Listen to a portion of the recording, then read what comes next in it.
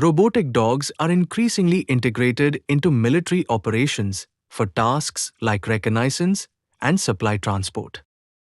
Ukraine has deployed over 30 British-made robots, enhancing battlefield capabilities.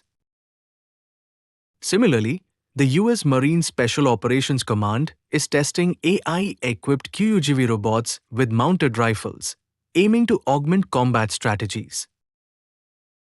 However, despite technological advancements, these robotic systems lack the olfactory capabilities of real military dogs, which poses an extraordinary sense of smell crucial for detecting explosives and tracking targets. Breeds like the Belgian Malinois are renowned for their intelligence, agility, and strong bond with handlers, making them invaluable in military settings. Their training and innate abilities allow them to perform tasks that current robotic dogs cannot replicate.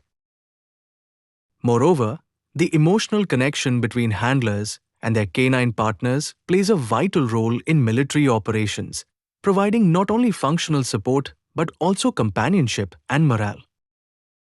This bond is something that robotic dogs, despite their advanced capabilities, cannot emulate. In summary, while robotic dogs offer enhanced capabilities in certain military applications, they are unlikely to replace real military dogs.